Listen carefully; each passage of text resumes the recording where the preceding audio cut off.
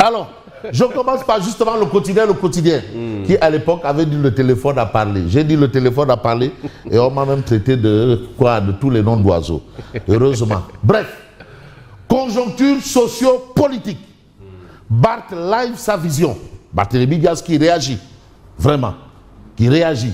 Vous savez, vous aviez évoqué tantôt la fusion de Sénélec et autres. Et il faut comprendre qu'à un moment, Sénélec avait été bradé. Oui. Et c'est encore Maître Abdoulaye Wade qui est venu rectifier ça, qui a renationalisé la Sénélec. Et aujourd'hui, l'histoire lui donne raison quelque part. Au début, vraiment, c'était dur. Mais finalement, l'histoire lui donne raison. Il dit qu'il y avait. Et après, Wade a dit non, c'est une question de souveraineté. L'électricité. L'eau. L'électricité. Non. La sécurité. Oui. Les télécoms, tout ça. Il a parlé de question de souveraineté. Ah oui, parce que... À côté des télécoms, il y a les données numériques. Les données numériques. Et là encore, celui qui a appris à faire du Mbapat à côté de Gorgui a créé le data center. Oui. Celui qui a appris Mbapat politique. Parce que pas du bon tarbiou. Bon, mais maintenant, n'y Mbapatou. Alors, non, parce que lui, de Mbapat, Senghor de Mbapat. Senghor de Mbapat. Hein? Au moment où Lamine Gueye faisait le tour des grandes capitales, lui, il est allé chez Serigne Saliou Mbacké, dans les Roukouroukhane. Hein? Abdou Diouf de Mbapat, gouverneur de la plus grande région du Sénégal, Sine Salou, Mbapat. Moi, tonton Hadj Mansour Mounekdo, le gardien de la Constitution. L'autre, c'était le président, le père de la nation sénégalaise. Abdoulaye Wade, Mbapat. Donc il ne faut pas être né de la dernière pluie. Ah non. Bon, une autre personnalité qui n'est pas née de la dernière pluie, le vieux Doudou Wade nous rappelle que c'est Gabriel Jacques Gomis. Gabriel Jacques Gomis, dont vous parliez tantôt.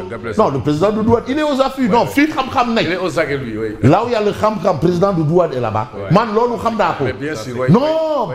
Bon, il dit que non, maintenant il y a des journalistes bongoman. Bon, comme il nous regarde, on est sûr au moins que nous, on est des journalistes saxophonistes.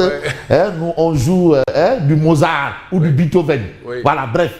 Merci, président Doudou Wade, d'apporter de l'eau à notre moulin. Et c'est un autre cas de décès d'une candidate, certainement hier, des suites d'un malaise en plein examen au centre Mohamed Moustapha de Diourbel. Amin. C'est pas facile. Alors, donc allez-y comprendre que quand tonton Hadj Mansour Mbaye, qui est quand même le tableau de bord, le président, poète, le père de la nation sénégalaise, Mounio Mounekeren Kimbapat, Abdou Diouf, qui est le gardien de la Constitution, Gorgui national, Mbapat de Bede, non, partout, le président de tous les Sénégalais. Ben instant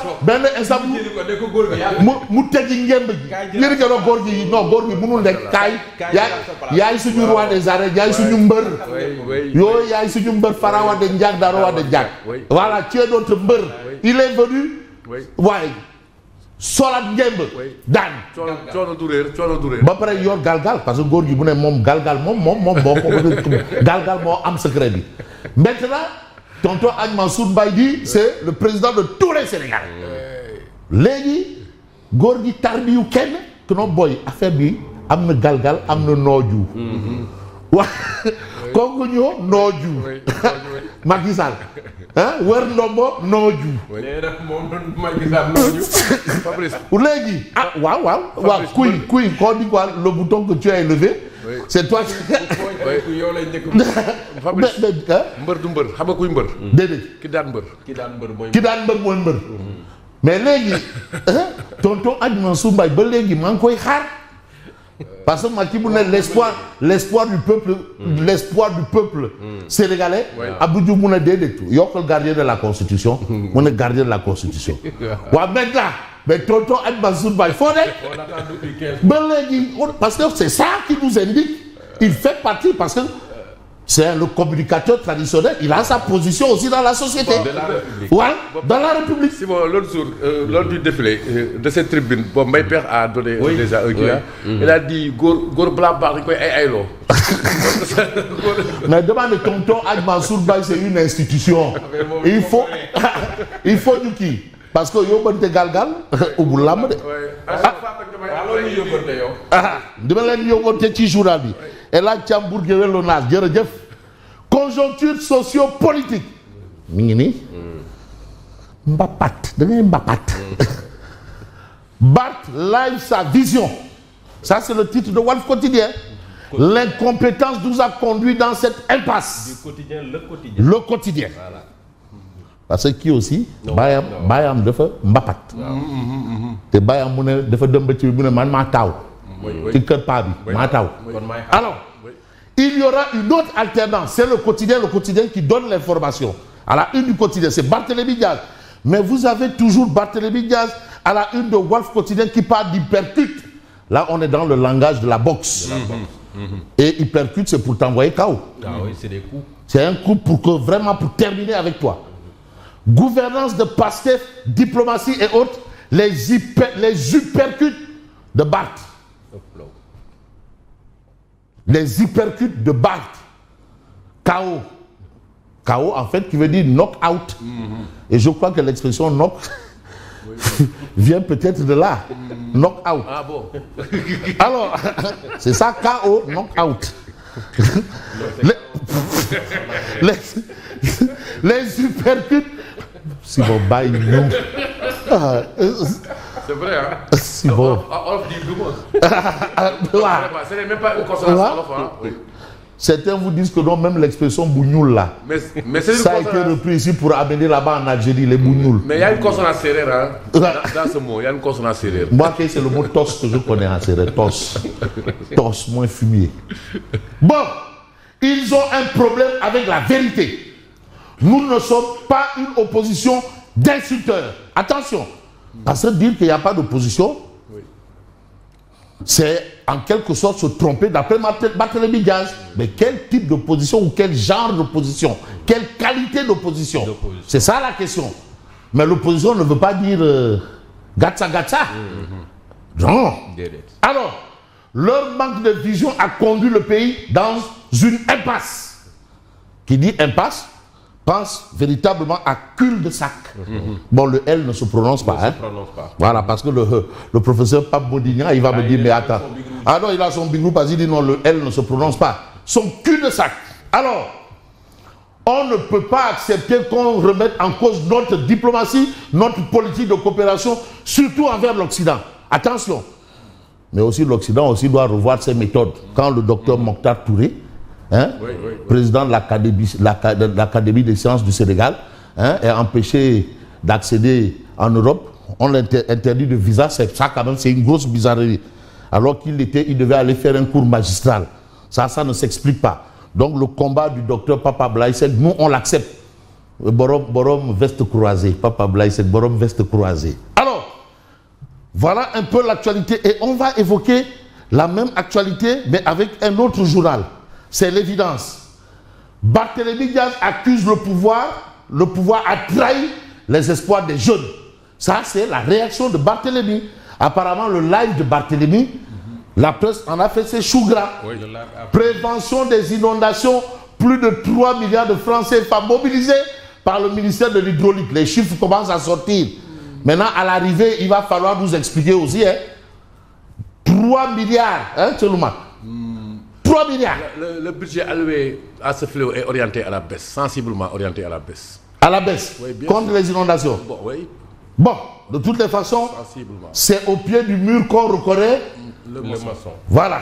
De toutes les façons, on attend de voir. Mais voir quand même cette actualité et ne pas en parler, c'est un peu se perdre. Je vais prendre source A. Véhicule de député, sorti de Sonko contre les magistrats, Diomaye contre les bavures policières. Le député Saliou Dione parle. Entretien sans détour. Parce que aussi, s'attaquer, c'est vrai, on peut demander une enquête. On peut demander d'avoir la lumière. Mais il faut quand même mettre des gants de velours. Oui. Ne pas envoyer la police à la vindicte populaire comme ça. Quand même. Parce que là, il y a un souci. Il faut quand même dire les choses, mais avec beaucoup de gants de velours. Il ne faut pas quand même déjà d'entrée de jeu condamner. Juger déjà la police. Juger déjà la police comme ça. La police qui nous a valu quand même beaucoup de... Mais attends, mais cette police-là, quand même, il faut reconnaître que... Mais regardez, quand ils sont dans les ronds-points et les croisements, en train d'humer le gaz carbonique, mais il ne faut pas jeter le bébé avec l'eau du bain. Et même si, attends, le premier responsable ne peut pas déjà juger et condamner. Il faut quand même utiliser des propos qui saillent. Tout en demandant quand même une enquête. Ça suffit, je veux une enquête. Voilà, c'est ça. Non, l'affaire Bilal, non, même Kadou. Il faut revoir. Parce que Kadou, les poulards disent Kongol Kondiam. La parole, c'est comme de l'eau. Mais la parole, dès que tu verses là-bas, c'est fini. C'est ce que disait Charles de Gaulle. Les paroles sont comme des papillons. Ouais. Une fois envolés, difficile de les rattraper. Voilà la situation. Mais de toutes les façons, vous avez un entretien sans détour à la une de Source A. C'est le député Saliou John qui parle. Bon, on va parler peu et mieux parce que Réunion Quotidien nous fait le point un peu sur une situation qui nous concerne nous tous. Oui. Il s'agit d'un rapport alarmant de l'inspection générale des bâtiments. Les rapports sont là, hein? Oui. Je t'assure, parce que politiquement, mais l'administration, la police, la gendarmerie, les renseignements, les eaux et forêts, c'est des gens qui abattent, mais comme vous dites, un travail de titan, qui produisent le travail, les moyens. Mais il faut les moyens. Et maintenant, il faudrait bien une volonté politique. Oui, voilà, c'est ça. C'est ça aussi. Voilà. Il faut une volonté politique. Ouais, d'accord, il faut revoir un peu, il faut faire un audit de la formation de l'école de police. Alors, mais c'est une formation de qualité de l'école de police et autres, mais il faut aussi voir aussi l'ENA là. Voilà, parce que aussi, on va tout, le CESTI, l'université Cheikh Anta Diop et tout le reste. Alors, 1400 édifices, il faut tout voir. Menaçant ruine au Sénégal, 1400 édifices.